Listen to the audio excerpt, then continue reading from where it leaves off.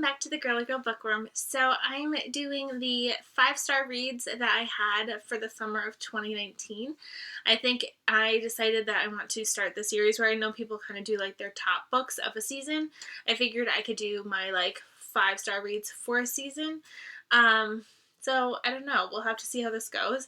My summer is what I'm counting as from like June 22nd to about August 22nd, because that's kind of about like, not 22nd, like 26th-ish. So basically like anywhere from when I stopped working for the summer to where I like start working again in the fall. So like I know it's technically still summer until September, but I decided that this is what I'm going to do. So from like the minute I stopped working to the minute I like went back to work. I'm back to not working, but you catch my drift. So it's interesting because I read, I believe, either 49 or 50 books this summer, and I have 9 5-stars. There were a lot that came very close that were 4-star reads. I read a lot of 4-star reads this summer, but I also read a lot of books that I didn't care for. But if you're interested in like my least favorite books of the summer, let me know. But these are the 9 books that I gave 5 stars to this summer. So the first book that I gave 5 stars to this summer was Summer of 69 by Ellen Hildebrand. I read her books every summer, so every time she releases a new book, I pick it up immediately. And this one was very different for her because it actually does take place majority in the past. It follows this family who are going to Nantucket for the summer of 69. Their lives are completely affected. There's a son who got drafted to go to Vietnam. One of the daughters is pregnant and trying to deal with that and her husband and all that jazz. Another sister who decided to go to Martha's Vineyard to work for the summer and is dealing with that, which is different because most of the time, like if you're a Nantucketer, you're a Nantucketer. You don't go to Martha's Vineyard. So that she deals with her trying to be on her own and all that jazz. And it also follows the little sister who I believe is just turning 13. If I remember right, it's like one of those like big summers for her because it's like her first like step into like teenagehood, and it has a lot to do with this year of 69. There's a lot of big events that take place. There's obviously I'm like running out of steam talking because I just filmed another video. There's some like racism talk in there and just women's rights and women's ability to do things on their own, and it was a really good read. I don't want to spoil too much, especially the hard part with Ellen is like because a lot of it is contemporary and just like character based versus plot based. It's hard to talk about without like 100% spoiling it. So definitely it follows all those perspectives plus the mom's perspective, and just check it out. It was a good read. 5 stars, obviously. How to Keep a Secret by Sarah Morgan got 5 stars from me. This is my second Sarah Morgan book, and I have to say that she's going to be one of those authors that I just want to read everything she writes. This one follows a family of sisters, which the last book that I read by her, which was The Christmas Sisters, also followed a family of sisters. So, I don't know, it's just like this trend of sisters, I guess. These 3 sisters end up having to be together on Martha's Vineyard.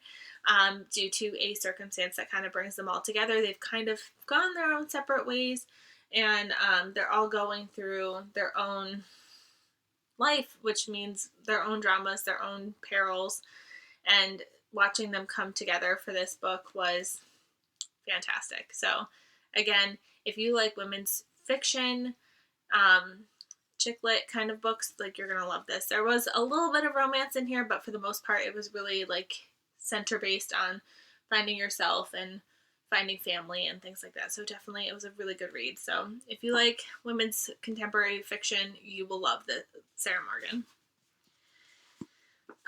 Then I also gave The Memory House by Rachel Hawk 5 stars. I have been avoiding this book. It came out like in April.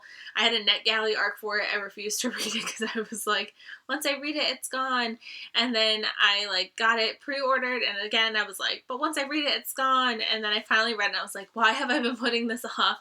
I gave this book 5 stars. She's a Christian fiction writer, but she does a really nice job of melding like historical fiction with contemporary fiction.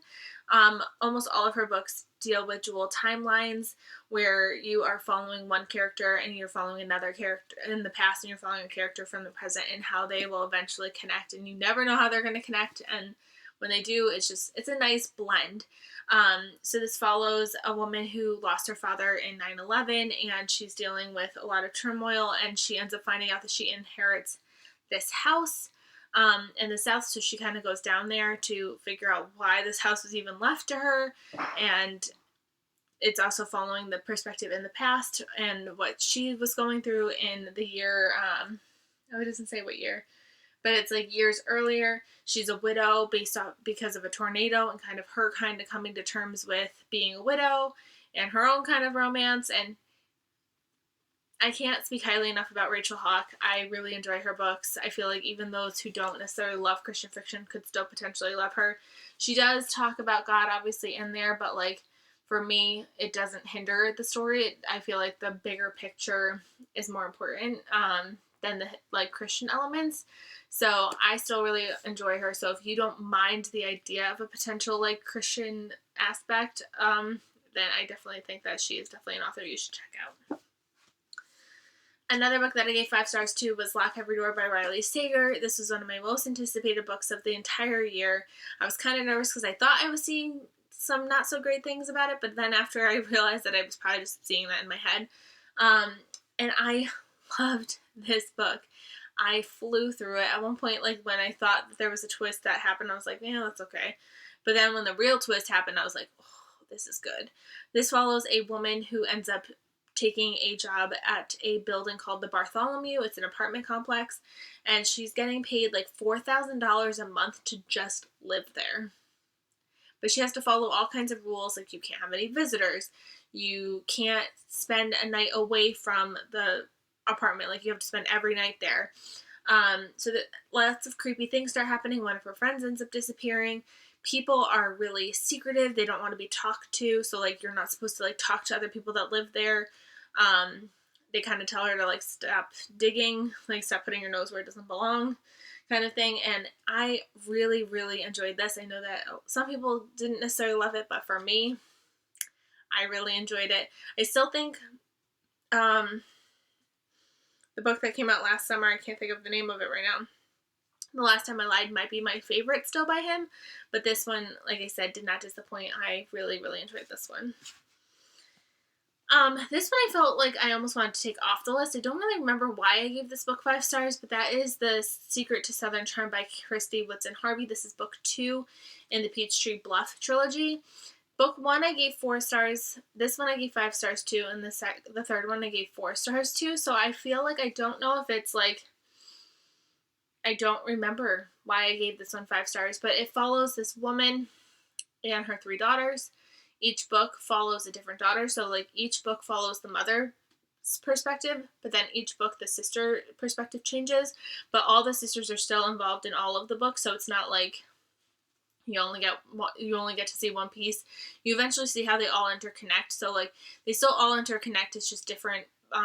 The sister perspective is a little bit different, and you get to kind of see a little bit more into the drama that you kind of so like in book 1 you focused on one sister, but you knew the other sisters were also having problems, but you got to like delve deeper into their problems once you got into their books, if that makes sense. I have a really hard time describing the series. I don't know why. But I enjoyed these books. They're definitely easy beach reads. They've got drama, they've got love, they've got family, they've got sisterhood, they've got a lot of things going on for them. So I don't remember why in particular the second one got 5 stars. I think it was probably because I had more understanding of the characters and what was going on. But definitely I still enjoyed the series, so it doesn't like hurt to put it on the list. I just don't remember exactly why I gave this one 5 stars and none of the other ones 5 stars. This one came as a complete shock to me at being 5 stars, and that was The Ones Who Got Away by Ronnie Lauren. I got so sucked into this book. This is a, believe, 4-book series. The 4th book is coming out in December. This is book 1. This follows this, so there was a school shooting, and these two, the romance between these two people, it's kind of like a second chance romance. They were kind of having a romance when the shooting went down, and then they went their own separate ways, and now it's been like 12 years later, and somebody's filming a documentary and they want like everybody to come back who survived to be interviewed. And so these two come back and they end up having a little second chance romance. And I have to say, it was so good. I flew through it. I have book 2. I've been kind of putting it off, which doesn't make sense because I want to be caught up before December, so I don't know why I've been putting it off, but this was a really steamy, really quick, fast-paced romance read, so if that sounds like up your alley, I would definitely check this one out. My one nonfiction that got on this list was What Made Maddie Run by Kate Fagan. This is about a teenager who, she was a track athlete. Well, she started off as a soccer athlete, but she ends up getting a scholarship to Penn for running. And so she's running cross country and college and everything and all the drama that like gets to you. She ended up committing suicide, and Kate Fagan is an ESPN writer, and she's kind of looking into like why, like what made this girl get to the point where she had to kill herself, and what can we do to kind of stop this? What can we see in our teens and see in our kids that can potentially stop this from becoming like a huge epidemic? So I loved this. There's text messages, there's emails.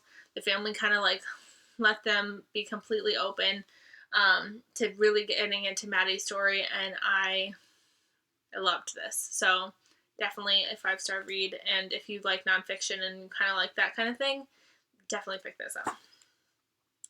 Then one of the arcs that I read, so this doesn't come out until January, so getting your eyes, ears, something ready for this to come out. That is Big Lies. The glare's awful. Big Lies in a Small Town by Diane Chamberlain. My review is definitely posted already for this one. 5 stars. Historical fiction meets contemporary. Again, kind of like Rachel Huck, except there's no Christian fiction element in it. I don't want to talk too much about it because apparently I spoiled it a little bit in my review. According to Diane, actually posted my review to her Facebook page. She found it. I don't know if she found it through NetGalley when I sent it through NetGalley or how she found it, but she posted it to her Facebook, and people were like, I had to stop listening because I'm so excited to read it and I didn't want to hear anything about it, and apparently I spoiled just a smidge. I think what happened was I took the synopsis and I gave a little bit more detail, like specific detail, but I'll let you go watch that video if you want to know more. But definitely, Diane's my favorite author in the world, so definitely was a 5-star read for me this summer. I'm so blessed that I had the opportunity to read it early, for sure, and it's already pre-ordered. I'm already ready to get my physical copy of it. And then the last 5-star read that I had this summer was Someone We Know by Sherry LaPena. This one came like right at the last second. Like I think I finished this like right before the first day of school. And I really enjoyed this one. This follows a town where a woman goes missing, and we are trying to figure out why she's missing, if there was a person responsible for her to be missing. It also follows another neighbor where the son, we found out, has been breaking into people's houses, and he's been looking at some people's computers and finding out some information that he probably shouldn't know about. So we're finding lots of perspectives from all the different neighbors and the husband of the person who goes missing, and it kept me guessing until the end. Really fast-paced, really, really enjoyed this book, and I cannot wait to read more by Sherry LaPena. I've read everything she's written now, so now I'm just waiting for the next one. Definitely a quick-paced read. If you like thrillers, you should definitely check this one out. So those are all my 5-star reads for the summer. If you're interested in my most disappointing reads, please let me know. Maybe that's the next video that I will film if little one doesn't make her acquaintance before then, because it's September 3rd as I'm filming this. She's due September 9th. We'll see what happens. So if I have the energy, I will film it if you want it. And then we'll see how that goes. But I hope you guys enjoyed. Maybe you found a new book that you are interested in potentially picking up. And I will see you guys in my next video. Bye, everybody.